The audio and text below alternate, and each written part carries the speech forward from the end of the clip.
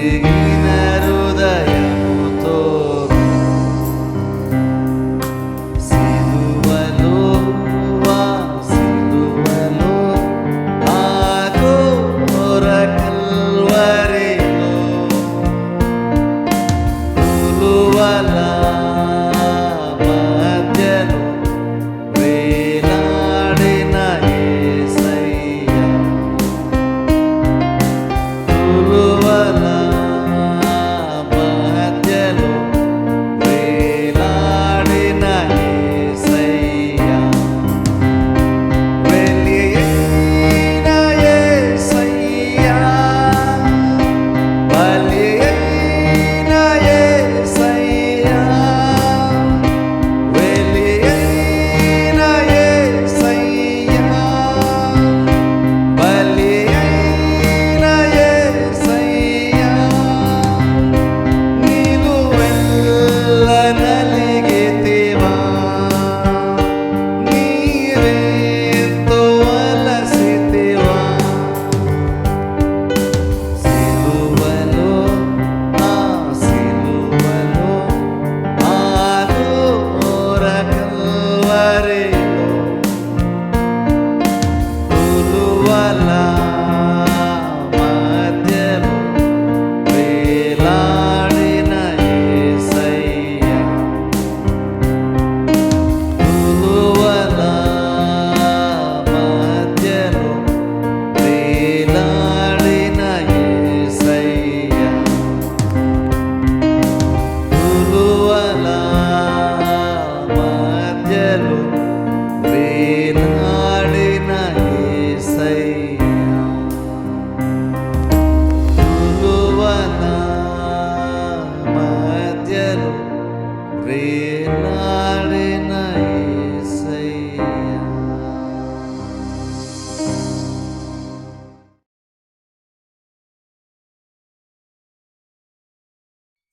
తిమోతికి రాసినటువంటి మొదటి పత్రికలో నుండి 2వ అధ్యాయము 5వ వచనం నేను చదువుతాను. తిమోతికి రాసినటువంటి మొదటి పత్రిక 2వ అధ్యాయము 5వ వచనం నేను చదువుతాను. దేవుడు ఒక్కడే, దేవునికిని నరులకును మధ్యవర్తి ఒక్కడే, ఆయన క్రీస్తు యేస్సను నరుడు. బైబిల్ మనం చూసినప్పుడు ఇక్కడ పౌలు మాట్లాడుతూ యేసుక్రీస్తు పరలోకంలో ఉన్నప్పుడు ఆయన ఏ స్థితిలో ఉన్నాడు, ఆయన అక్కడ చేస్తున్నటువంటి కార్యం ఏంటి అనేటువంటి దాని గురించి ఇక్కడ పౌలు ఇక్కడ మాట్లాడుతూ చెప్తున్నటువంటి విషయం ఏంటంటే, దేవునికిను అలాగునే నరులకు మధ్యవర్తి ఒకడే అని బైబిల్లో మనం చూస్తున్నాం. ఆయన ఎవరు అంటే క్రీస్తు యేస్సను నరుడు అన్న మాట అక్కడ పౌలు వాడుతున్నాడు. ఇప్పుడు చూడండి, అది చాలా ప్రాముఖ్యమైన విషయం. అక్కడ పౌలు యేసుక్రీస్తు అంటే నరుడు, యేసుక్రీస్తు అని అంటలేదు కానీ యేసుక్రీస్తు అను నరుడు అన్న మాట అంటున్నాడు. ఇప్పుడు చూడండి, యేసుక్రీస్తు అనగానే మనకు అర్థమైపోద్ది ఎవరి గురించి మాట్లాడుతున్నారో మనకు తెలిసిపోద్ది.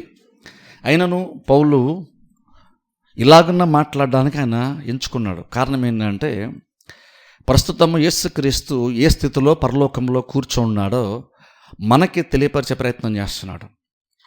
ఇప్పుడు చూడండి, మనము చాలా సందర్భాలు ఎక్కువగా యేసుక్రీస్తు యొక్క 3.5 సంవత్సరాల పరిచయ కాలం కోసం ఎక్కువగా మాట్లాడుతుంటారు చాలామంది. కానీ సంఘం ఏది మర్చిపోతుందంటే, యేసుక్రీస్తు 3.5 సంవత్సరములు ఈ భూమి మీద ఆయన చేసిన పరిచర్య కంటే ఇంకా శ్రేష్టమైనటువంటి పరిచర్య ఆయన పరలోకంలో ప్రస్తుతము ఆయన చేస్తూ ఉన్నాడు. కానీ చాలామంది ఏంటంటే అలాగ ఆలోచించరు. బైబిల్ ఏంటంటే తండ్రి కుడిపార్శ్వమున యేసుక్రీస్తు కూర్చున్నాడు అని బైబిల్ చెప్తున్నసరికి ఏమనుకుంటామంటే, యేసుక్రీస్తు ఊరిని అలా ఖాళీగా కూర్చున్నాడు, 3.5 సంవత్సరాలు పరిచర్య చేశాడు, ఆయన చాలా గొప్ప కార్యం సాధించేశాడు కాబట్టి ఇక చేయడానికి ఏమీ లేదు, అందుకని కూర్చొని రిలాక్స్ అవుతున్నాడు, రెస్ట్ చేసుకుంటున్నాడు అని చాలామంది అనుకుంటారు. కానీ ఎక్కడ కూడా యేసుక్రీస్తు రిలాక్స్గా ఉన్నాడు, ఖాళీగా కూర్చున్నాడు అనే బైబిల్లో ఎక్కడా లేదు. బైబిల్ ఏమనుందంటే, ఆయన ఇంక నువ్వు యాక్చువల్గా చూసుకుంటే పరలోకంలో తండ్రి కుడిపార్శ్వాన కూర్చొని ఇంకా ఆయన శ్రేష్టమైనటువంటి పరిచర్య దేవుడు చేస్తా ఉన్నాడు. ఇప్పుడు చూడండి, అది మనం గుర్తుపెట్టుకోవడం చాలా చాలా ఇంపార్టెంట్. బైబిల్లో పౌలు మాట్లాడుతున్న మాట ఏంటంటే, దేవునికి నరులకు మధ్యవర్తి ఒకడే, ఆయన క్రీస్తు యేసు నరుడు. ఇప్పుడు చూడండి, స్పెసిఫిక్గా యేసుక్రీస్తు ఏం చేస్తున్నాడని పౌలు అక్కడ చెప్తున్నాడంటే, మధ్యవర్తిత్వము కార్యాన్ని యేసుక్రీస్తు జరిగిస్తున్నాడని పౌలు చెప్తున్నాడు. ఇప్పుడు చూడండి, సంఘం యాక్చువల్గా ఏం మర్చిపోయామంటే యేసుక్రీస్తు ప్రస్తుతం పరలోకంలో కూర్చొని మన పక్షం ఏం చేస్తాడో మనం మర్చిపోయాం. ఇప్పుడు చూడండి, యేసుక్రీస్తు శిలువ కార్యం మాత్రమే చేసేసి వెళ్ళిపోలేదు, కానీ శిలువ కార్యం చేసేసి ఆ తర్వాత ఆ పరిచర్య అక్కడ శిలువ ద్వారా ఏదైతే నూతన నిబంధనను స్టార్ట్ చేశాడో ఆయన రక్తమును చిందించడం ద్వారా, ఆ తర్వాత దానివల్ల వచ్చే ప్రతి బెనిఫిట్స్ కూడా, ఆ తర్వాత వచ్చే జరిగే ప్రతి కార్యముల నిమిత్తం కూడా ఆయన ఇంకనూ మధ్యవర్తిత్వం చేస్తూనే ఆయన ఉంటూ ఉన్నాడు. ఇప్పుడు చూడండి, నిజంగా అది సంఘమునకు అది అవసరము కాబట్టి యేసుక్రీస్తు పనిచేస్తున్నాడు. ఈ రోజులో చాలామంది ఏంటంటే మనం యేసుక్రీస్తు యొక్క ఆయన మధ్యవర్తిగా ఉండి దేవునికి మనకి మధ్యవర్తిగా ఉండి ఆయన చేసేటువంటి ఏ పని అయితే ఆయన చేస్తున్నాడో దాన్ని మనం మర్చిపోయాం. మనం ఎంతసేపు ఏమనుకుంటున్నామంటే నేను ఏదో రకంగా దేవుని దగ్గరికి వెళ్ళి ప్రార్థన చేసి దేవుని దగ్గరికి వెళ్ళిపోయి దేవుని దగ్గర మోకరించి దేవుని దగ్గర నిలబడి నాకు ఏదైతే కావాలో ఏదో రకంగా దేవుని బ్రతిమలాడుకొని ఏదో ఒకటి చేసేసి దేవుని దగ్గర నుండి సంపాదించేసుకోవాలి అనేటువంటి ఒక అల్పమైనటువంటి ఆలోచనతో చాలామంది క్రిస్టియన్స్ ప్రార్థన చేస్తాం. మనమేం మర్చిపోతున్నామంటే అక్కడ నువ్వు ఎంత ఆత్మీయత వెళ్ళినా నువ్వెంత వెళ్ళినా ఇంకను నీ తరపున అక్కడ మాట్లాడడానికి, నీకు అనుకూలంగా తండ్రి దగ్గర పలకటానికి, నీకు అనుకూలంగా కొన్ని కార్యములు అక్కడ చేయడానికి, నీకు అనుకూలంగా కొన్ని కార్యాలు అక్కడ సిద్ధపరచడానికి యేసుక్రీస్తు ఏం చేస్తున్నాడో అనేటువంటి విషయం చాలామంది మర్చిపోయారు. ఇప్పుడు చూడండి, మనము ఖచ్చితంగా కొన్ని కార్యాలు చేయాలి, మనం కూడా విశ్వాసంతో ప్రార్థన చేయాలి, ఇవన్నీ చాలా ఉన్నాయి బైబిల్లో. కానీ అవన్నీ చేస్తూ ఉన్న తర్వాత కూడా మనం ఏం మర్చిపోకూడదు అంటే, ఇవన్నీ నేను ఎందుకు చేస్తున్నానంటే నాకంటే శ్రేష్టమైనటువంటి ఆయన పరలోకం తండ్రి కుడి పార్శ్వాన నా కోసం రెడీగా ఆయన వెయిట్ చేస్తూ ఉన్నాడు. ఎందుకు ప్రిపేర్ అవుతాం? ఎందుకు ప్రార్థన చేయాలి? ప్రార్థన చేసామని ఎందుకు వాక్యం వినాలి? ఎందుకు విశ్వాసంగా ప్రార్థన చేయాలి? లేదంటే అంగీకారయోగ్యంగా ప్రార్థన చేయాలి, ఇలాగ ప్రార్థన చేయాలి, అలాగ ప్రార్థన చేయాలి? ఇవన్నీ ఎందుకు మనం వింటాము అంటే దానికి ప్రధాన కారణం ఏంటంటే నీ వైపు నుండి నువ్వు బాగా సిద్ధపడి వెళ్ళు. ఎందుకంటే అక్కడ నీకంటే ఎక్కువగా సిద్ధపడి నీకంటే బెటర్గా దేవుని దగ్గర నీ పక్షమున దేవునితో మాట్లాడడానికి ఒక ఆయన నీ తరపున అక్కడ ఉన్నాడు రెడీగా. అందుకని నువ్వు బాగా ప్రిపేర్ అయ్యి నువ్వు అక్కడికి ఆయన దేవుని దగ్గరికి నువ్వు వెళ్ళు అని మనము ఆ ఆలోచనతో ఉద్దేశంతో మనం సిద్ధపడతాం. వాక్యం ద్వారా కానీ వేరే రకాలుగా ఇలాగ ప్రార్థన చేయాలి, అలా ప్రార్థన చేయాలి నేర్చుకోవడం ద్వారా మనం ఏంటంటే మనం బెటర్గా చేయాలనుకుంటాం. ఎందుకంటే అక్కడ మనకి ఎవరు సపోర్ట్ చేసేవాళ్ళు లేరు కాబట్టి, నేనే కష్టపడాలి కాబట్టి అని కష్టపడుతున్నామని కాదు. నువ్వెంత కష్టపడినా సరే ఇంకను ఆయన నీ పక్షం ఏదైతే చేస్తున్నాడో మధ్యవర్తిత్వ కార్యాన్ని చేస్తున్నాడో దాంతో పోల్చుకున్నప్పుడు మనం చేసేటువంటి కార్యం అసలు పెద్దదేమీ కాదు. అందుకని ఇక్కడ ఇంకో దేవుడు మనకి ఇచ్చినటువంటి గొప్ప హోదా గౌరవం ఏంటంటే యేసుక్రీస్తు శరీరం ధరించుకొని వచ్చాడు. నేను చాలాసార్లు చెప్పాను, ఆయన శరీరం ధరించుకొని రావడానికి తను తగ్గించుకున్నాడు, రిక్తునిగా చేసుకున్నాడు, మనుష్యునిగా ఆయన వచ్చాడనేటువంటిది గొప్ప భాగ్యం. యాక్చువల్గా మనకంత గౌరవాన్ని ఆయన ఇచ్చాడు. కానీ మీకు తెలుసా, ఆయన ఏదైతే మన వాల్యూని పెంచడానికి మనలాగా వచ్చాడో దాన్ని ఆయన వదిలేదు. ఆయన మహిమ శరీరం ధరించుకున్న తర్వాత కూడా ఇంకో ఆయన ఆ స్వభావాన్ని వదిలేయకుండా పరలోకమునకు వెళ్ళిన తర్వాత కూడా పరలోకములో ఉంటూ కూడా ఇంకొక బైబిల్లో పౌలు చెప్తున్న మాట అంటే క్రీస్తు యేసు అనేటువంటి దేవుని కుమారుడు అనలేదు, క్రీస్తు యేసు అనే నరుడు అంటున్నాడు. అంటే నరునిగా ఇంకను ఆయన ఏ స్వభావం ధరించుకొని వచ్చాడు, దాన్ని ఇంకా ఆయన వదిలేదు. ఆయన ఇంకను వదిలేదు. అద్భుతం ఏంటంటే ఒక నరుడు దేవుని దగ్గరికి ప్రార్థన చేయడానికి, ఒక మనిషి ప్రాబ్లమ్స్ ఉండి దేవుని దగ్గరికి వెళ్తున్నప్పుడు అక్కడ నీలాంటి ఒక వ్యక్తి, ఎగ్జాక్ట్ నీలాంటి స్వభావం గల వ్యక్తి తండ్రి కుడిపార్శ్వం మనం చూస్తున్నాం. ఆయన మళ్ళీ యాక్చువల్గా ఎవరో కాదు, నీకు పెద్దగా ఉపయోగపడినటువంటి ఆయన కాదు, నీకు శ్రేష్టంగా పడేటువంటి ఆయన నీ స్వభావంతో అక్కడ రెడీగా ఉన్నాడు కూర్చొని. ప్రతి గొప్ప విషయం. ఇప్పుడు అక్కడ పరలోకానికి వెళ్ళినప్పుడు నువ్వు ఒక్కడే నరుడివి, అందరూ అక్కడ త్రియేక దేవుడు ఉన్నాడు, అక్కడ అందరూ దేవత సమూహమే, మన ఒక్కలమే నరులము అనేటువంటిది కాదు. అక్కడ యాక్చువల్ బైబిల్ చెప్తున్న మాట ఏంటంటే మనం దేవుని దగ్గరికి వెళ్ళినప్పుడు నువ్వు తండ్రి కుడిపార్శ్వన కూర్చొని యేసుక్రీస్తుని చూసినప్పుడు యాక్చువల్గా నీలాంటి స్వభావం అనేటువంటి వ్యక్తిని అక్కడ చూస్తున్నావు. నీలాంటి స్వభావమే కానీ యాక్చువల్ నీలాంటి కాదు, నీకంటే చాలా చాలా శ్రేష్టమైనటువంటి వాడు. కానీ ఇంకను నీ స్వభావంతో అక్కడ కూర్చున్నాడు. మనలాంటి స్వభావం ఉన్నాం కాబట్టి నాలాంటి అని కాదు, అక్కడ నాలాంటి స్థితి కాదు, నాలాంటి స్థాయి కాదు. స్వభావం నాలాంటిది, కానీ అనేక రేట్లో నాకంటే చాలా చాలా శ్రేష్టమైనటువంటి వాడు అక్కడ నీ స్వభావంతో కూర్చొని అక్కడ ఉన్నాడు. ఇప్పుడు చూడండి అంటాను, ఇంకను ఆయన ఆ నరునిగా ఆయనకున్నటువంటి స్వభావాన్ని ఆయన విడిచిపెట్టకుండా దాన్ని ఇంకను అలాగే ధరించుకుని తండ్రి కుడిపార్శ్వాన్ని కూర్చున్నాడు. చూసారా? అంటే నిజంగా దాన్ని బట్టి ఆలోచించండి, దేవుడు మనిషికి ఎంత వాల్యూ ఇస్తున్నాడు. నరులకు ఎంత వాల్యూ ఇస్తే ఇంకనో నరుని స్వభావాన్ని ధరించుకునే తండ్రి కుడిపార్శ్వాన్ని కూర్చొని ఉన్నాడు. ఒకసారి ఆలోచించాలి మనం. ఎందుకంటే చూడండి, ప్రార్థన చేసినప్పుడు మనము వాక్యానుసారం ఖచ్చితంగా ప్రార్థన చేయాలి. బైబిల్లో దేవుడు ఏమేమి చెప్పాడు అన్నింటినీ ఖచ్చితంగా మనం ఫాలో అయ్యే ప్రార్థన చేస్తాం, చేసి తీరాలి. కానీ ఇంకనూ అవన్నీ ఫాలో అవుతూ ఉన్నటువంటి సమయంలోనే మనం ఏం గుర్తుపెట్టుకోవాలంటే, ఇంకనూ ఆ యేసుక్రీస్తు అనేటువంటి మధ్యవర్తి కనుక లేకపోతే నేను వెళ్ళినా సరే నాకు ప్రతిఫలం మీది కూడా రాదు అన్న విషయం మనం గుర్తుపెట్టుకోవాలి. ఒక విశ్వాస కనుక, ఒక మనిషి కనుక, ఈవెన్ పౌలు లాంటిడైనా సరే తన విశ్వాస బలాన్ని బట్టో తన ఆత్మీయతను బట్టో కనుక ఒకళ్ళు అక్కడికి వెళ్ళిపోతే యేసుక్రీస్తు అవసరం లేకుండా కూడా సాధించుకోగలిగితే ఆయన ఇంకనూ ఆ పరిచయం చేయాల్సిన అవసరం ఆయనకి లేదు. కానీ ఇంకనూ ఎందుకున్నాడు? ఎవరో కొంతమంది విశ్వాసులు కన్నా లేదు, పౌలే అంటున్నాడు మన కొరకు అంటున్నాడు. నరుల కొరకు అంటే అర్థం ఏంటంటే మానవ జాతి అంతటి కొరకు ఆయన ఆ స్థితిలో అక్కడ కూర్చొని తండ్రి కుడిపార్శ్వాన ఉన్నాడు. ఎందుకంటే మన ప్రార్థన సరిపోదా అంటే, నీ ప్రార్థన దేవుడు వాల్యూ ఇస్తాడు. కానీ నువ్వు దేవుని దగ్గరికి అప్రోచ్ అయ్యి అంత సమీపింపాలన్నటువంటి నువ్వు దేవుని దగ్గరికి వెళ్తున్నప్పుడు నువ్వు నిజంగా ఆయన దగ్గర సమీపించి ఆయనతో మాట్లాడాలంటే నీ తరపున వాదించేటువంటి ఆయన, నీ తరపున మాట్లాడాయన లేకుండా నువ్వు తండ్రి దగ్గరికి యాక్చువల్ నువ్వు వెళ్ళలేవు. మనం వెళ్తున్నామంటే వెళ్తున్నాం, కానీ నిజంగా నువ్వు వెళ్ళగలవా అంటే యాక్చువల్ నువ్వు వెళ్ళలేవు. ఎందుకంటే ఎవరు కూడా ఆయన దగ్గరికి మనం యాక్చువల్గా చేరలేము యాక్చువల్గా. అందుకని నువ్వు వెళ్తున్నావు, కానీ నువ్వు నిజంగా వెళ్ళగలవా అంటే నువ్వు వెళ్ళలేవు. కానీ వెళ్ళే ప్రయత్నం చేస్తున్నావు. నువ్వు వెళ్ళినప్పుడు ఏం చేస్తానంటే నువ్వు ఇన్ఫీరియారిటీ ఫీల్ అవ్వకుండా నీకు ధైర్యాన్ని నింపి, పర్లేదు నువ్వు రా, నేను చూసుకుంటాను అని నిన్ను లోపలికి ధైర్యంగా రమ్మని పిలిచేటువంటి యేసుక్రీస్తు అనేటువంటి నరుడు అక్కడ మన కోసం అక్కడ ఉన్నాడు. అందుకనే నేను ఎప్పుడు చెప్తాను చూస్తారా, మన ప్రార్థన ఖచ్చితంగా దేవుడు అంటాను. దానికి అది వింటున్నప్పుడు అది బహుశా కొంతమంది అది గర్వమో లేదా ఇంకేదో ఏదో అనుకోవచ్చు. కానీ మనం అంత గొప్పగా చేసేస్తాం ప్రార్థన కాబట్టి అని కాదు అక్కడ. ఎందుకంటే నేను చేసే పని మీద కంటే, మనం చేసేటువంటి ప్రార్థన కంటే యేసుక్రీస్తు చేసేటువంటి పరిచర్య అవుతుందో దాన్ని ఎక్కువ బేస్ అయ్యి మనం వెళ్తున్నాం. కేవలం పూర్తి మనమే మాత్రమే బేస్ అయ్యి ఉంటే కనుక మోస్ట్ ఆఫ్ ద టైం మనం ఫెయిల్ అయిపోతాం. ఖచ్చితంగా దేవుని దగ్గరికి వెళ్ళి మనం ఫెయిల్ అయిపోతాం. మన ప్రార్థన ఖచ్చితంగా ప్రతిఫలము దొరకదు. అందుకనే దేవుడు ఖచ్చితంగా మన ప్రార్థన వింటాడు అని ఎందుకు నమ్ముతున్నాం? విని జవాబుదేశానికి ఇష్టపడతాడు ఎందుకు నమ్ముతున్నాం అంటే, మనమంత బాగా చేయగల సామర్థ్యం అనుకుంది కాబట్టి అని కాదు. నేను చేసేది కొన్నిసార్లు బాగానే చేయొచ్చు, కొన్నిసార్లు నేను ఫెయిల్ అవ్వచ్చు. మనుషులు కొన్నిసార్లు బాగానే చేయొచ్చు, కొన్నిసార్లు ఫెయిల్ అవ్వచ్చు. కానీ యేసుక్రీస్తు అటువంటి మధ్యవర్తి ఎవరైతే ఉన్నారో యేసుక్రీస్తు, ఆయన మాత్రం ఒక్కసారి కూడా ఫెయిల్ అయ్యే అవకాశమే లేదు. అందుకని ఇప్పుడు మనం ఏమంటామంటే ఆయన్ని బట్టి చూస్తున్నాం, ఆయన్ని బట్టి ఏమంటున్నామంటే ఖచ్చితంగా నా ప్రార్థనకి ప్రతిఫలం ఖచ్చితంగా దొరికే తీరుతుంది అంటాం.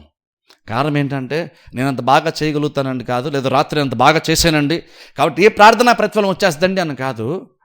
అక్కడ నువ్వు ఎంత బాగా చేసావు ఇంకనూ నీకంటే నువ్వు చేసిన దానికంటే అనేక రెట్లు బెటర్గా నీ ప్రార్థనకి బలం చేకూర్చేటువంటి ఆయన తండ్రి కుడిపార్శ్వాన కూర్చొని ఉన్నాడు.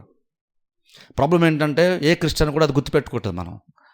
మనం ఎంతసేపు ఏంటంటే మనం ఎంత బాగా ప్రార్థన చేసేస్తున్నాం, నేను ఎంతసేపు అర్ధరాత్రులు నేను ఎలా ప్రార్థన చేస్తాను, ఎలా మోకరించి ప్రార్థన చేస్తాను, నేను ఉపవాసం ప్రార్థన చేస్తాను, ఇదే మనం చెప్తున్నాం. అవి చేయడం మంచిదంటే మంచిదే, నేనేమి తక్కువ చేసి మాట్లాడలేదు. కానీ నువ్వు దేవుని దగ్గరికి వెళ్ళి నువ్వు జవాబు పొందుకోవడానికి అది సరిపోద్దా నీకు? అది మనం ఆలోచించుకో. నిజంగా నీకున్నటువంటి విశ్వాసమో లేదా నీకున్న భక్తో లేదా నీ మోకాల అనుభవం ఏదైతే అన్నా, లేదా ఉపవాసం అనేది అంటున్నామో, కట్టుకు ఉపవాసం ఏదో అంటున్నామో, నిజంగా నువ్వు దేవుని దగ్గరికి వెళ్ళడానికి అది సరిపోద్దా? ఒకళ్ళకి ఎవరన్నా కనుక ఒక వ్యక్తి కనుక ఒక క్రిస్టియన్ కనుక నేను మోకాల మీద ప్రార్థన చేస్తాను కదా సరిపోద్ది అనుకుంటే, లేదా ఉపవాసం ప్రార్థన చేస్తాను కదా సరిపోద్ది అనుకుంటే, లేదా నేను విశ్వాసం ప్రార్థన చేస్తాను కదా సరిపోద్ది అని అనుకుంటే కనుక అర్థం ఏంటంటే ఇంకా దేవుని గొప్పతనం ఏంటో వ్యక్తికి అర్థం కాలేదని అర్థం. దేవుని గొప్పతనం అర్థం కాలేదు కాబట్టి నువ్వు నీ సామర్థ్యం బేస్ చేసుకొని నువ్వు వెళ్ళిపోయి హ్యాపీగా ధైర్యంగా వెళ్ళిపోయి ధైర్యంగా పొందేసుకొని వచ్చేస్తాను అనుకుంటున్నావు. అలా ఒక మనిషి ఎప్పుడు అనుకుంటాడంటే దేవుడు అంత గొప్పడు నీకు అర్థం కాలేదు కాబట్టి వాళ్ళు అనుకుంటున్నావు. దేవుడు అంత గొప్పడు అర్థమైతే అప్పుడు నీకేమనిపిస్తుంది అంటే నిజంగా నేను వెళ్తున్నాను కానీ యాక్చువల్గా నాకున్నటువంటి సామర్థ్యము సరిపోదు, నా తరపున మాట్లాడేవాళ్ళు ఉండాలి. యోబు కూడా యాక్చువల్గా తన కష్టాలు ఉన్నప్పుడు కూడా యాక్చువల్గా యోబు కూడా అదే ప్రార్థన చేశాడు తెలుసా మీకు? ఒక మధ్యవర్తి ఉంటే ఎంత బాగున్ను, నాకు దేవుని మధ్య ఏదైతే నాకు ఆర్గ్యుమెంట్స్ వాదనలు ఉన్నాయో వాటిని పరిష్కరించడానికి ఒక మధ్యవర్తి ఉంటే ఎంత బాగున్నా యోబు ఆశపడ్డాడు తెలుసా ఆ రోజున. ఇది నిజంగా యోబుకి అర్థమైంది. ఆయనకున్నటువంటి ప్రాబ్లమ్స్కి సొల్యూషన్కి దేవుని దగ్గరికి వెళ్ళి అడగాలనుకుంటున్నాడు. కానీ దేవుని దగ్గరికి అప్రోచ్ అవ్వాలనుంది, దేవుని దగ్గరికి వెళ్ళాలనుంది.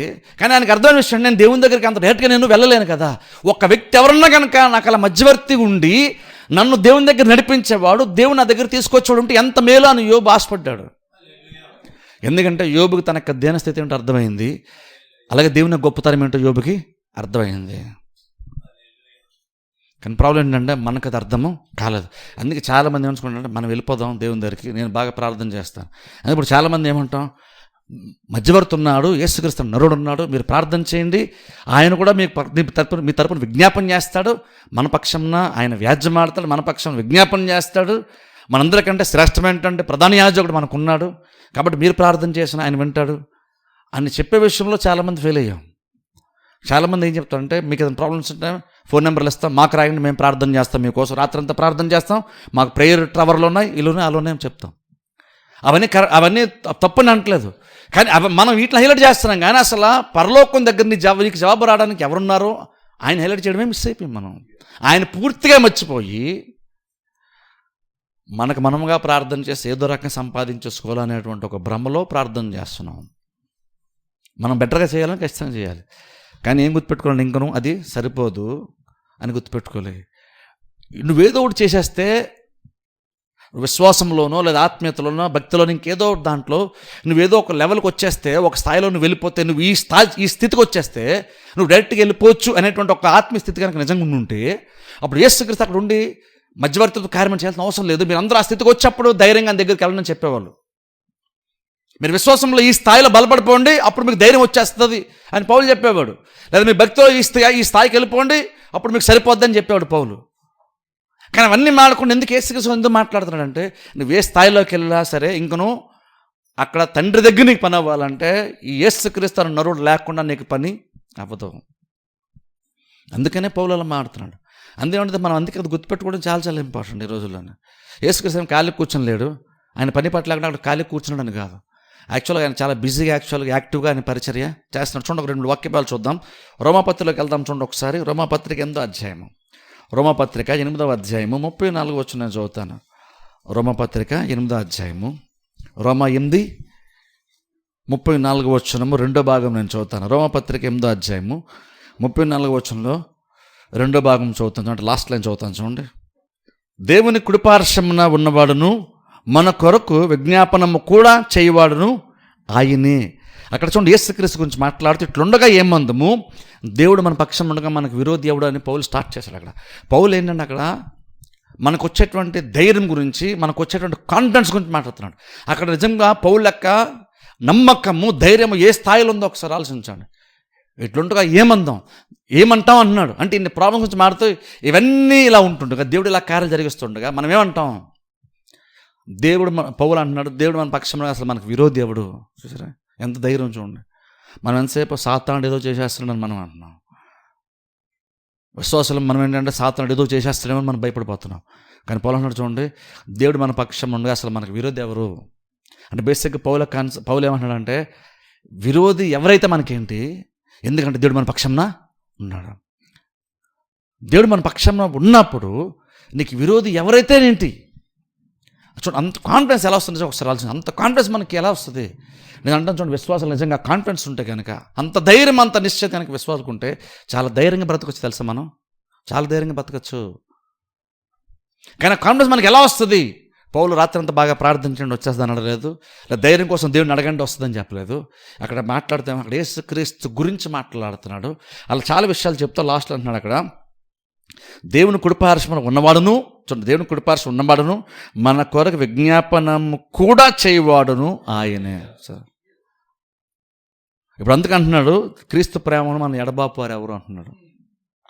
ఎందుకంటే అంటే దేవుడు నీ పట్ల ప్రేమను చూపించటానికి, నీ పైన జాలి పడడానికి, నిన్ను కనికరించటానికి, నీకు సహాయం చేయడానికి దేవుని వైపు నుంచి ఎటువంటి ఆటంకము లేదు.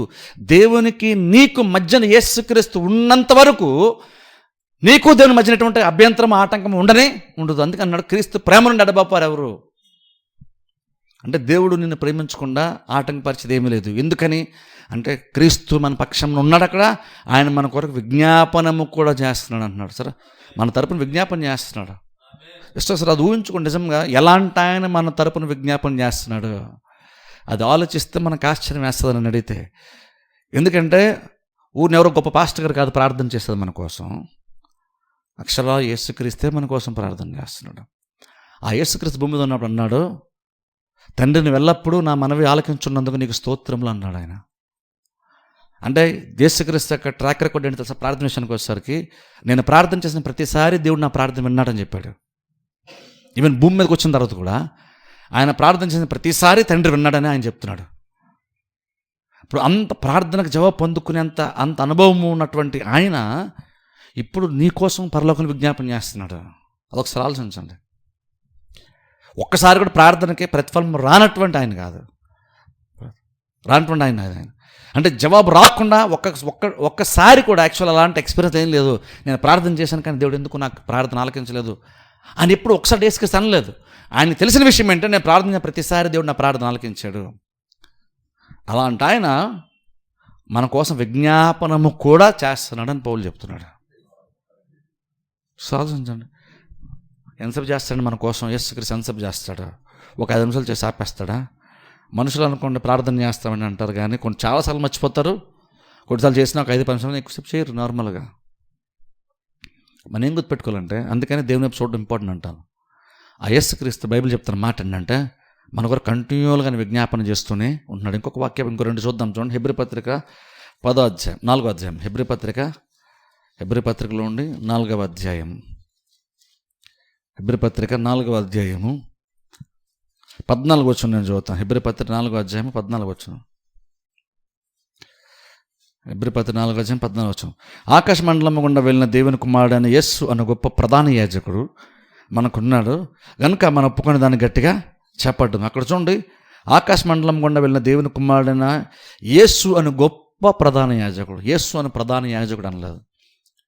పాత నిబంధనలో ప్రధాన యాజకులు ఉన్నారు. ప్రధాన యాజకుడు ఏం చేస్తాడంటే సంవత్సరానికి ఒకసారి వెళ్ళి ఇజ్రాయేల్ ప్రజల తరపున ప్రాయశ్చిత్త కార్యము అతి పరిశుద్ధ స్థలంలోకి వెళ్ళి చేస్తాడు. ప్రధాన యాజకులు పాత నిబంధన కాలంలో చాలామంది ఉన్నారు, కానీ ఈయన ప్రధాన యాజకుడే. కానీ బైబిల్లో చెప్తున్న మాట అంటే గొప్ప ప్రధాన యాజకుడు మనకు ఉన్నాడు. జస్ట్ ప్రధాన యాజకుడు కాదు, గొప్ప ప్రధాన యాజకుడు మనకి ఉన్నాడు. చూడండి, పాత నిబంధనలో యాజకుడు ఆ యొక్క యాజకత్వపు కార్యం జరిగించడానికి ప్రజల తరపున అతి పరిశుద్ధ స్థలంలోనికి వెళ్ళి సక్సెస్ఫుల్గా ఆయన బయటకు వచ్చేస్తే ఇజ్రాయేల్ ప్రజలకు చాలా ధైర్యం ఉండేది. ఏంటి ధైర్యం అంటే, ఓకే దేవుడు మన మీద ఎటువంటి కోపం దేవునికి లేదు, దేవుడు మనం అంగీకరిస్తున్నాడు, మనతో దేవుడు బాగానే ఉన్నాడు, దేవునికి మనకి మధ్యన సంబంధం బాగానే బలంగానే ఉంది అనేటువంటి ఒక ధైర్యము ప్రధాన యాజకుడు లోపలికి వెళ్ళి బయటకు వచ్చేస్తే ఆ ప్రధాన యాజకుడిని చూస్తే చాలా హ్యాపీ ఫీల్ అయ్యేవాళ్ళు ఇజ్రాయేల్ ప్రజలు. అంటే దేవుడు ప్రధాన యాజకుడు శిక్షించలేదంటే అర్థం ఏంటంటే మన పైన శిక్షగా లేదు, అందుకనే కదా సేఫ్గా బయటికి ప్రధాన యాజకుడు వచ్చేసాడు. సో కాబట్టి దేవునికి మనకి మధ్య ఎటువంటి అడ్డు ఇబ్బంది ఏమి లేదు, దేవుడు మన మీద కోపం ఏమి లేదు అనేటువంటి ఒక ధైర్యము ప్రధాన యాజకుడు బయటకు రావడం చూసినప్పుడు హ్యాపీ ఫీల్ అయ్యేవాళ్ళు.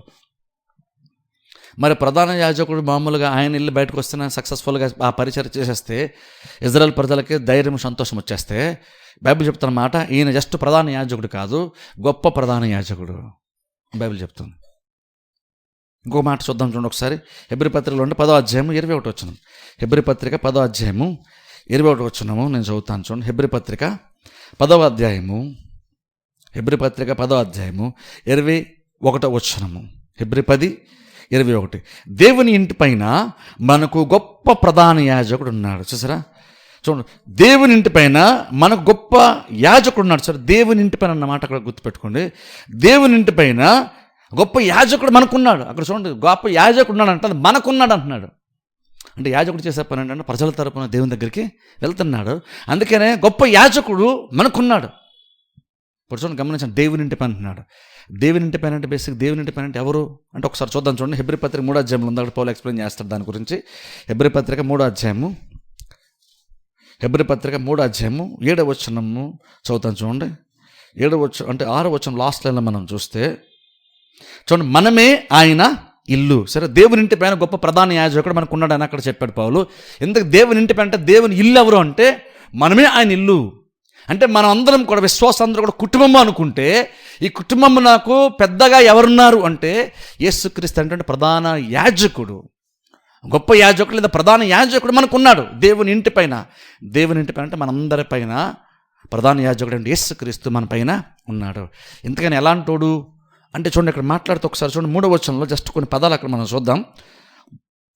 అక్కడ చూడండి 3వ వచనం జస్ట్ మనం చూస్తే కొంచెం అలా 4వ వచనంకి వస్తే చూడండి, అక్కడ అంటాడు 4వ వచనం 3వ లైన్లో ఆయన అంటున్నాడు, ఈయన మోషే కంటే ఎక్కువ మహిమకు అర్హుడుగా ఎంచబడాను అంటూ మళ్ళీ అంటున్నాడు. చూడు, ముందు చెప్పబో సంగతులకు సాక్షార్థముగా మోషే పరిచారకుడై ఉండి దేవుని ఇల్లంతటిలో నమ్మకముగా ఉండేను. అయితే క్రీస్తు కుమారుడయ్యుండి ఆయన ఇంటిపైన నమ్మకముగా ఉన్నాడు. ఇక్కడ గమనించండి, మోషే కూడా దేవుని యొక్క ఇంటిపైన అంటే ఇజ్రాయెల్ ప్రజలపైన ఉన్నాడు, ఆయనకు నమ్మకంగా ఉన్నాడు. కాకపోతే ప్రాబ్లం ఏంటంటే అక్కడ మోషే పరిచారకుడుగా ఉండి ఇంటికి పెద్దగా ఉన్నాడు. దేవునికి పరిచారకుడు మోషే, దేవుని ఇంటికి పెద్ద, దేవునికి పరిచారకుడు, కానీ దేవుని ఇంటికి పెద్దగా మోషే ఉన్నాడు. ఆ మోషే వల్ల ఇజ్రాయెల్ ప్రజలు చాలా మేలు పొందుకున్నారు. మనకు తెలుసు కదా, చాలా సందర్భంలో ఇజ్రాయెల్ ప్రజలు సొనుక్కున్నప్పుడు, తిరుగుబాటు చేసినప్పుడు దేవుడు మోషేను సైలెంట్గా ఉండి మొత్తం అందరిని తుడిచేస్తాను, నీలో నుండి ఒక కొత్త జనాన్ని రప్పిస్తానని చెప్పినప్పుడు దేవుడే నాశనం చేసేస్తానంటే మోషే అడ్డంగా నిలబడ్డాడు. ఆ రోజు ఇజ్రాయెల్ ప్రజలు ఊపిరి పీల్చడానికి, వాళ్ళు మరలా బ్రతకడానికి కారణము యాక్చువల్గా అయితే ఇజ్రాయెల్ ప్రజల యొక్క మంచితనం కానీ గొప్పతనం కానీ ఏమీ లేదు. ఆ రోజు మోషే కనుక సైలెంట్ కూర్చుని ఉంటే ఇజ్రాయెల్ ప్రజలు, లక్షల మంది ప్రజలు ఒక్కసారి అయిపోయేవాళ్ళు ఒక్క సెకండ్లో. ఎందుకంటే మామూలు తీర్పు కదా, దేవుడే స్వయంగా తీర్పు తీరుస్తున్నాడు. దేవుడే తీర్పు తీరుస్తే తీర్పు ఎలా ఉంటుంది ఒకసారి ఆలోచించండి. ఒక్క క్షణంలో మొత్తం అందరూ డిస్ట్రాయ్ అయిపోతారు. అలాంటి మూమెంట్లో బైబిల్ మీరు చూడండి, మోషే నిలబడ్డాడు. మోషే నిలబడేసరికి అంతా సవ్యంగా జరిగింది. ఆ ఇజ్రాయెల్ ప్రజలు బ్రతుకున్నారంటే దానికి కారణం ఏంటంటే మోషేనే 100%. మోషే ఉన్నాడు కాబట్టే వాళ్ళు బ్రతికారు. అప్పుడు ఆలోచించారంటే మోషే ఎంత నమ్మకమైన ఉంటాడో ఒకసారి ఆలోచించండి. లక్షల మంది ప్రజలపైన మోషే ఉండి ఎంత నమ్మకంగా ఉన్నాడు ఆ రోజున. ఈ మోషే సైలెంట్ అయిపోవచ్చు కదా, అవలేదు. పౌలు ఇక్కడ మాట్లాడుతూ అంటున్నాడు, కానీ గుర్తుపెట్టుకోండి, మోషే అంత బెటర్గా ఇల్లంతట్లో ఇజ్రాయెల్ ప్రజలు ఇల్లంతట్లో నమ్మకంగా ఉన్నాడు. కానీ యాక్చువల్ ఇంకో ఆయన పరిచారకుడు, అంటే ఓ రకం చెప్పాలంటే దేవుని దగ్గర పనుడే. ఇప్పుడు పౌలు ఏమన్నాడంటే దేవుని దగ్గర, దేవుని కింద పనిచేసేటంటే పనుడే అంత నమ్మకంగా ఉంటే, ఇప్పుడు ఒకసారి ఆలోచించండి, యేసుక్రీస్తు అనేటువంటి ఆయన కుమారుడై ఉండి ఇంకా ఎంత నమ్మకముగా దేవుని యొక్క ఇల్లు పైన ఉండి ఆయన పరిచర్య చేస్తాడు. ఈయన పనుడు కాదు, ఈయన యాక్చువల్గా కుమారుడు ఉండి ఆయన పరిచర్య చేస్తే ఇంకెంత బెటర్గా ఉంటుందో ఒకసారి ఆలోచించండి అంటున్నాడు. ఒకసారి ఆలోచించండి. మనం యేసుక్రీస్తుని మనం ఇలాగ అర్థం చేసుకోవడం, మన మనసులు ఇలా స్థిరపరచుకోవడం చాలా ఇంపార్టెంట్. మనం ఎంతసేపు ఏంటంటే మన ప్రార్థన విషయానికి వస్తే మనం ఎంతసేపు ఏదో మనం కష్టపడిపోతున్నాం, మనం వెళ్ళిపోతున్నాం, మనం ఏదో చేసేసుకుంటున్నాం, ఏదో రకంగా జవాబు వచ్చేస్తుందేమోలే అని, జవాబు వచ్చేస్తుంది, ప్రతిఫలం దొరుకుతుంది అనడానికి కారణం మన వైపుని మనం ఎత్తుక్కుంటున్నాం. నేను బాగానే చేశాను కాబట్టి నాకు ప్రార్థనకు జవాబు దొరుకుతుందిలే అనుకున్నా, నేను బెటర్గానే చేశాను కాబట్టి అంటున్నాం. కొన్ని బెటర్గా చేశాను అనేటువంటి ఒక గ్రహింపు నీకుంటే మంచిదే. కానీ ఇంకొన్ని ఏం గుర్తుపెట్టుకోవాలంటే, నువ్వు చేసినటువంటి పని మీద నువ్వుకున్నటువంటి నమ్మకం కంటే యేసుక్రీస్తు చేసేటువంటి పని మీద మనకి అధిక నమ్మకం మనకి ఉండడం అవసరం. నువ్వు బాగా చేసావంటే ఒక నమ్మకం, ఒక రియలైజేషన్ నీకు ఉంటే మంచిదే. కానీ ఏం గుర్తుపెట్టుకోవాలంటే, ఏం గ్రహించాలంటే అంతకంటే నమ్మకమైనటువంటి వాడు ఉన్నాడు. ఆలోచించండి, మోషేని ఇజ్రాయెల్ ప్రజలు అంత మంచిగా నడిపించి, అంత ఉర్తు సహనముతుండి లక్షల మంది నడిపించిన బోల్డ్ ప్రెషర్ ఉంటుంది మోషేకి, అయినా సరే చాలా నమ్మకంగా ఉన్నాడు. అందుకని ఇజ్రాయెల్ ప్రజలు చాలా సందర్భంలో ఇబ్బందుల నుండి వాళ్ళు తప్పించుకున్నారు. ఆయన పరిచారకుడు. ఇప్పుడు నూతన నిబంధనలో మన ఇంటి పైన కూడా ఒక పెద్ద ఉన్నాడు, ప్రధాన యాజకుడు ఉన్నాడు, ఒక గొప్ప యాజకుడు ఉన్నాడు. ఈయన యాక్చువల్గా అయితే ఈయన చాలా గొప్పడు. ఇంకో గొప్ప విషయం, ఆయన పరిచారకుడు కాదు, ఈయన కుమారుడు. ఇప్పుడు కుమారుడు కాబట్టి దేవుని దగ్గరికి దేవుని దగ్గరికి వెళ్ళే అవకాశం ఇంకా ఎంత ఎక్కువ ఉంటుంది, ఎంత శ్రేష్టంగా ఉంటుంది. తండ్రి కుమారుని యొక్క మాట ఇంకెంత శ్రేష్టంగా వింటాడు. ఈయన మధ్యలో కనుక నిలబడితే తండ్రి ఇంకెంత ఎక్కువగా ప్రజలను అంగీకరిస్తాడు. ఆ రోజున ఇజ్రాయెల్ ప్రజలు నిర్మూలన చేయలేదంటే అర్థం ఏంటంటే, ఆ క్షణం నుండి ఆ క్షణం వాళ్ళు బతికినప్పుడే కానీ, బ్రతికిన తర్వాత వాళ్ళ జీవితంలో జరిగినటువంటి ప్రతి మేలుకే కానీ ఖచ్చితంగా కారణం మోషేనే. ఆ జస్ట్ బతకడం మాత్రమే కాదు, బతికిన తర్వాత వాళ్ళ జీవితం జరిగిన ప్రతి కార్యం తీర్పు తీర్చబడి నిర్మూలమైపోవడానికి అయిపోవాల్సినటువంటి యోగ్యత ఉన్నటువంటి వాళ్ళు అలాంటి స్థితిలో ఉన్నటువంటి వీళ్ళు బతలు మాత్రమే కాదు, తర్వాత ప్రతి కార్యం మేలు పొందుకున్నారు, దేవుని చేత పోషింపబడ్డారు, నడిపింపబడ్డారంటే అర్థం ఏంటంటే మోషేనే ప్రతి దానికి కారణం. ప్రతి క్షణము వాళ్ళు యాక్చువల్గా ఆ క్షణం నుండి మోషేకు రుణపడి ఉండాల్సినటువంటి మూమెంట్ అది. యాక్చువల్గా మోషే అంత నమ్మకంగా పని చేశాడు, కానీ ఎక్కడ కూడా మరలా మోషే వెనక్కి తిరిగి ఆరిన ప్రార్థన చేశాను కానీ అనవసరంగా తప్పు చేశాను, మిమ్మల్ని ఆరు వదిలేయాల్సింది అని ఒక్కసారి కూడా మోషేని ప్రజలు విసిగించిన తర్వాత కూడా మోషే ఒక్కసారి కూడా అనుకోలేదు. అనవసరంగా మీకోసం నేను ప్రార్థన చేశానని మోషే ఒక్క మూమెంట్ కూడా అనలేదు. ఆయన అలాగా అనవసరం మీకోసం నిలబడ్డానని ఒక్క మూమెంట్ కూడా అనలేదు. అంత నమ్మకమైనటువంటి వాడు మోషే, అంత నమ్మకమైన వాడు. ఇప్పుడంటే మోషేని అంత నమ్మకమైన వాడైతే ఇప్పుడు యేసుక్రీస్తు ఇంకంత నమ్మకమైన వాడు అయి ఉంటాడు. మోషేనే అనవసరంగా మీకోసం ప్రార్థన చేశాను ఒక్క మూమెంట్ కూడా అనుకోలేదు, అనలేదు బయటికి. మరి మోషేనే అంత ఓపికగా అలా ఉండి దేవుని దగ్గరికి ప్రజలను చేరిస్తే ఒకసారి అసలు యేసుక్రీస్తు కనుక ఆ స్థాయిలో ఉంటే, మోషే ప్లేస్లో ఇంకా బెటర్ స్థితిలో ఉంటే నిజంగా ఒకసారి మనకు దేవుని దగ్గరికి వెళ్ళినప్పుడు మనకి ఎంత బెనిఫిట్స్ ఉంటాయి ఒకసారి ఆలోచించి. అన్ని మేలు మనం పొందుకునే అవకాశం మనకుందో అది మనం బుర్రలోకి ఎక్కాలి, అది మన మైండ్లో స్థిరపరచుకోవాలి. అందరు చెప్పిన ప్రాబ్లం ఏంటంటే మనం అదే మర్చిపోతున్నాం. అంత గొప్ప ప్రధాన యాజకుడు ఉండి అంత గొప్పగా మన కోసం కార్యం చేసి ఈ మోషే లాంటి కూడా కాదు, మోషేకి మించినటువంటి ఆయన కుమారుడు మన కోసం విజ్ఞాపన చేసేట ఆయన ఉంటే మనం ఆయన్ని మర్చిపోయి మనమే చాలామంది క్రిస్టియన్స్ ఏంటంటే మనమే కష్టపడిపోదాం, మనమే ఉపవాసం ఉందాం, మనం ఏదో చేసేద్దాం అనుకుంటున్నాం. మనం చేద్దాం. నువ్వు ప్రార్థన స్టార్ట్ చేసే వరకు నువ్వు బెటర్గా సిద్ధపడు. ఖచ్చితంగా నువ్వు సిద్ధపడడం చాలా బెటరు. ఎలా ప్రార్థన చేయాలో వాక్యం తెలుసుకో, వాక్యాన్ని హృదయంలో మనసులో నిలుపుకో, ఆ వాక్యాన్ని బట్టి ఆలోచించు, వాక్యాన్ని బట్టి ప్రార్థించు. అవన్నీ చేయడం రెడీ అయిన తర్వాత గుర్తుపెట్టుకో, ఆ రెడీ అయిన గుర్తుపెట్టుకో, అక్కడ ఇంకా నువ్వు యేసుక్రీస్తు ఆయన లేకుండా నీకు పని అవ్వదు. నువ్వంతా రెడీ అయిపో, ఎలా గుర్తుపెట్టు, అక్కడ నీకోసం రెడీగా ఇంకొక ఆయన ఉన్నాడు, ఆయన లేనిదే నీకు పని అవ్వదు. అది గుర్తుపెట్టుకున్నాం అనుకోండి, అప్పుడు ధైర్యం వస్తుంది మనకి. అందుకనే కదా పౌలు ఇక్కడ ధైర్యం గురించి మాట్లాడుతున్నాడు. ధైర్యం కృపాసంతో చేరదాం ఆయనను బట్టి.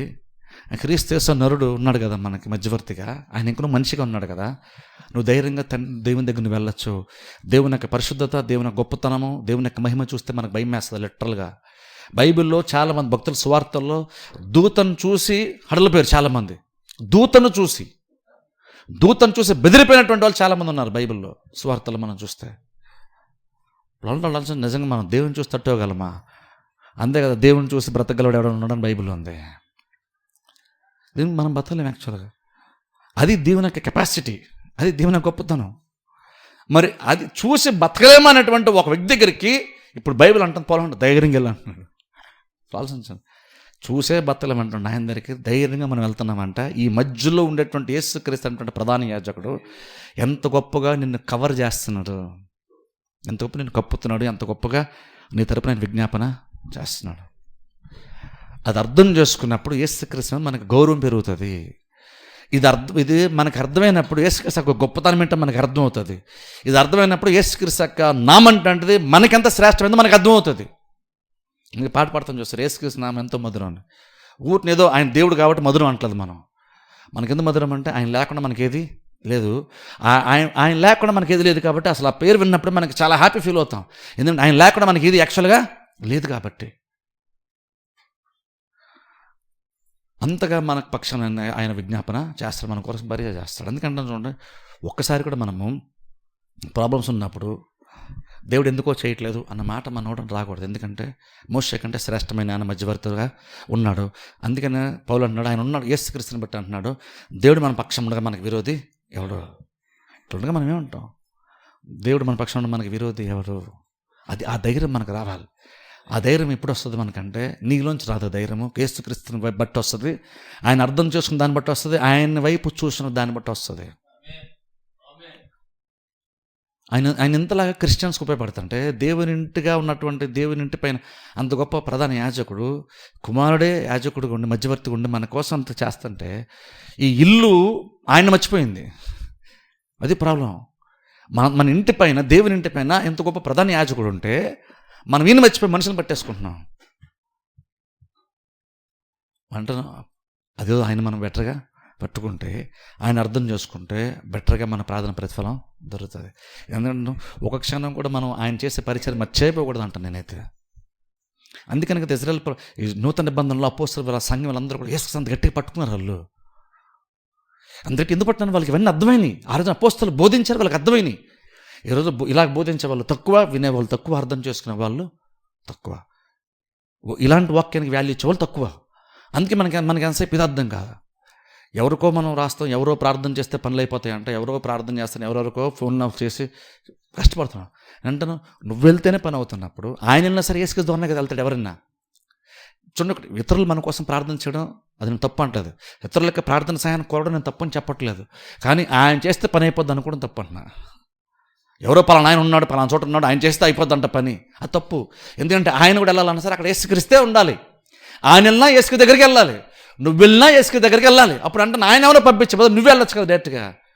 ఎందుకంటే ఆయన కూడా వెళ్ళినా నీ తరపున వెళ్ళినా యేసుకు దగ్గరికి వెళ్ళాలి, మళ్ళీ యేసుక్రీస్తు తండ్రికి చెప్పాలి. అలా మనం అర్థం చేయాలి. అందుకంటే ప్రతి విశ్వాస ప్రార్థించడం నేర్చుకోవాలంటాం. ఎందుకు నేర్చుకోవాలంటే నీకు యాక్సెస్ పరలోకంలో ఉంది. అదే నాకు ఎలా ఉంటుందండి యాక్సెస్ అంటే, నీకు నార్మల్గా ఉండదు, నువ్వు వెనక మన రక్షణ పొంది ఉంటావు, నీకు ఉండదు కాబట్టి నీకు జవాబు వచ్చే ఛాన్సే లేదు. కానీ నువ్వు ధైర్యం వెళ్ళు, నువ్వు చిన్నపిల్లడు అయి ఉంటావు, నీకు పెద్దగా ప్రార్థన ఎక్స్పీరియన్స్ నీకు లేదు, అయినా సరే నీకు తోచట్టుగా వాక్యం ద్వారా నేర్చుకో, ప్రార్థన నేర్చుకొని నువ్వు వెళ్ళు. నీ ప్రార్థన కూడా దేవుడు ఉంటాడు. నీ ప్రార్థన ఉన్నటువంటి లోపలన్నింటిని సరిచేసి, క్రీస్తు నీ ప్రార్థనని సరిచేసి దేవుని దగ్గర పర్ఫెక్ట్ ప్రార్థనలాగా, సంపూర్ణమైనటువంటి ప్రార్థనలాగా తండ్రి దగ్గరికి తీసుకుని వెళ్తాడు. జస్ట్ ఒక రకంగా ఎలాంటిదంటే, నువ్వేదో జస్ట్ అప్లికేషన్ ఏదో పెట్టావు, లెటర్ రాసావు, ఆయన అప్లికేషన్ తీసుకొని తండ్రి దగ్గరికి వెళ్తాడు. ఆయన ఇల్లులోకి ఒకసారి ఫైల్ మొత్తం చెక్ చేస్తున్నాడు. ఏవైతే కరెక్షన్స్ అన్ని కరెక్ట్ చేసేసి ఆయన తీసుకెళ్తున్నాడు. ఇక పర్ఫెక్ట్గా తండ్రి అంగీకరించేటువంటి స్థితిలో ఆ ఫైలు దేవుని దగ్గరికి వెళ్తుంది. ప్రాబ్లం ఏంటంటే మనం అది మర్చిపోతున్నాం. నీ ప్రార్థన బెటర్గా వెళ్ళిపోయిందంటే నువ్వేదో అంత పర్ఫెక్ట్గా నువ్వు రాసేస్తావు చేసేస్తావు అని కాదు. నీ తెలియని విషయం ఏంటంటే, నీ దగ్గర ఫైల్ తీసుకున్న తర్వాత, నీ విజ్ఞాపన తీసుకున్న తర్వాత, తండ్రి దగ్గరికి వెళ్ళే లోపు, తండ్రి దాన్ని చూసే లోపు, తండ్రి దాన్ని వినే లోపు, ఈ యేసుక్రీస్తు అనేటువంటి గొప్ప ప్రధాన యాజకుడు లోపలన్నింటినీ సరిచేసి తండ్రి దగ్గర ప్రజెంట్ చేస్తున్నాడు.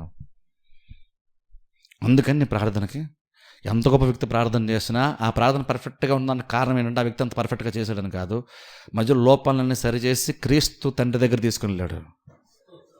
అందుకని మనం ఈరోజు ధైర్యం ఏమైనా నేను ప్రార్థన చేసి దేవుడు వినేసాడు అని గొప్ప గొప్ప పాస్టర్లు ఎవరైనా చెప్పారు అనుకోండి, అర్థం ఏంటో అంత పర్ఫెక్ట్గా చేశారని కాదు. వాళ్ళకు అర్థమైన విషయం ఏంటంటే, నీ దగ్గర తీసుకున్న తర్వాత ఆయన మొత్తం చెక్ చేశాడు, మధ్యవర్తి కాబట్టి మొత్తం చెక్ చేసుకున్న ప్రతి లోపాన్ని సరి చేసేసి, స్పెల్లింగ్ మిస్టేక్ని సరి చేసేసి అప్పుడు తండ్రి దగ్గరికి తీసుకెళ్ళాడు. కాకపోతే మనకు తెలియదు. ఎందుకంటే మనం ఆయన చేస్తున్న పని ఏంటో మనం మర్చిపోయాం. ఆయన ఏం చేస్తాడో మనకు తెలియలేదు. నా వల్ల అదంతా అయిపోయింది అనుకుంటున్నాం మనం. ఎప్పుడైతే నా వల్ల అయిపోయింది అనుకున్నా, అందుకని నేను మోకాళ్ళను ప్రార్థన చేస్తాను, అందుకే నాకు అయిపోయిందని అంటాం. యేసుక్రీస్తు కోసం మాట్లాడడం మానేసాం, మనం చేదాని గురించి అంటే మనం ఏం చేయాలంటే, నువ్వు ఎంత గొప్పగా చెయ్యి, నువ్వు చేసేదాన్ని అసలు మాట్లాడద్దు. ఎందుకంటే ఆయన చేసేదంతా పోల్చుకుంటే మనం చేసేది అసలు ఏమీ కాదు. అందుకని నువ్వు గొప్పగా చేసుకో, కానీ అసలు దాని గురించి మాట్లాడద్దు. ఎందుకంటే ఆయన గురించి మాట్లాడడానికే మనకు టైం సరిపోయినప్పుడు మధ్యలో నీ గురించి ఇంకా ఎందుకు? ఆయన చేసేదాని గురించి చెప్పడానికి మనకు టైం సరిపోవట్లేదు. ఇప్పుడు మళ్ళీ నువ్వెంత బాగా చేస్తున్నావు ఎందుకు? ఇది ప్రతి విశ్వాసం తెలుసుకోవాలి. తెలుసుకుంటే అప్పుడు ఆటోమేటిక్గా మనమే బెటర్గా ప్రార్థన చేస్తాం. ప్రార్థన చేయాలని ఇంట్రెస్ట్ ప్రతి విశ్వాసకు వస్తుంది. ఇలాంటి వాక్యం వింటే ప్రతి విశ్వాసకు ధైర్యం వస్తుంది. నేను కూడా ప్రార్థన చేయొచ్చు, నేను ప్రార్థన చేసినా దేవుడు వింటాడంట అనేటువంటి ఒక ధైర్యం, ఒక ప్రోత్సాహము, ఒక ఎంకరేజ్మెంట్, ఒక ప్రేరేపణ కొత్తగా రక్షణ పొందిన విశ్వాసం కూడా వస్తుంది. మనం ఎలా ఉన్నాం. అందుకే ప్రార్థన మనకు బోర్ కొట్టదు తెలుసా. నిజంగా అర్థం చేసుకుంటే ప్రార్థన నీకు బోర్ కొట్టదు. అందుకంటే చూడండి, నిజంగా మనం వాక్యం తెచ్చుకున్నాం, నిజంగా మనం దళిలం. ఎందుకంటే ఆ పరలోకంలో మనకి ఏం జరుగుతుందో, మన పక్షాన్ని ఏం జరుగుతుందో మనకి వాక్యం ద్వారా అర్థమైంది. ఇప్పుడు అందుకనే మనం ధైర్యంగా ప్రార్థన చేస్తాం. ఇలాంటి విషయాలు అర్థం కానుడే ప్రార్థన అంత శ్రేష్టంగా చేయడానికి వాడు ప్రయత్నం చేస్తున్నప్పుడు, చాలామంది క్రైస్తవులు ఇవేవి అర్థం చేసుకోకుండా వాళ్ళు శ్రేష్టంగా చేయడానికి ప్రయత్నం చేస్తున్నప్పుడు, అంటే ఇన్ని విషయాలు మనం అర్థం చేసుకున్న తర్వాత ఇంకంత శ్రేష్టంగా మనం ప్రార్థన చెయ్యాలి. మనకు అర్థమైపోయింది కాబట్టి ఇప్పుడు మనం ఎలా పడతాలో చేస్తామని కదా. ఏమీ తెలుసుకోలేనోడు అంత బాగా చేయడానికి ప్రయత్నం చేస్తున్నప్పుడు ఇవన్నీ మనం తెలుసుకున్నాం, అర్థం చేస్తున్నాం కాబట్టి ఇంకా మనం ఎంత ఎక్కువగా బెటర్గా ప్రార్థన చేయడం నేర్చుకోవాలి. అది కనుక మనం చేస్తే ఖచ్చితంగా మన ప్రార్థన ఆలకించబడుతుంది, దేవుడు జవాబు ఇస్తాడు. ఎందుకంటే మనందరి ఇంటిపైన, దేవుని ఇంటిపైన ఒక గొప్ప ప్రధాన యాజకుడు ఉన్నాడు. ఆయన క్రీస్తు నరుడు, ఆయన మధ్యవర్తి. గుర్తుపెట్టుకో, నీకు నువ్వుగా నేరుగా లేదు, మధ్యవర్తి ద్వారా వెళ్తున్నావు. ఆ మధ్యవర్తి వల్ల మనకి ఎన్నో మేలు మనం పొందుకుంటున్నాం. గతంలో నీ ప్రార్థనకి ఏదైనా జవాబు వచ్చి అనుకోండి, ఇప్పుడు ఆలోచించిన వెనక్కి ఒకసారి, నిజంగా నువ్వు చేసిన ప్రార్థన బట్టే జవాబు వచ్చేసిందా? నిజంగా లేదు. నువ్వు చేయలేదు, నువ్వు చేసావు, నీకు తోచింది నువ్వు చేసావు ఆ టైంలో. కానీ తర్వాత ఆ ప్రార్థనని ఈ విజ్ఞాపనకర్త అండి యేసుక్రీస్తు మధ్యవర్తిగా ఉండి దేవుని దగ్గరికి బెటర్గా ప్రజెంట్ చేశాడు. అందుకనే జవాబు మనకి వచ్చింది. అందుకంటే మనం ప్రార్థించడం నేర్చుకోవాలి. ప్రార్థన పట్ల ఎటువంటి సందేహం మనకొద్దు, ధైర్యంగా ప్రార్థన చేద్దాం. దేవుడు ఆలకిస్తానని నమ్మకంతో ప్రార్థన చేద్దాం. ఎందుకంటే మనల్ని బట్టి కాదు, మధ్యవర్తి యేసుక్రీస్తు నరుని బట్టి మన గొప్ప ధైర్యము వస్తుంది. ప్రార్థన చేస్తాం. అందరూ తల వంచి కళ్ళు మూసుకోండి.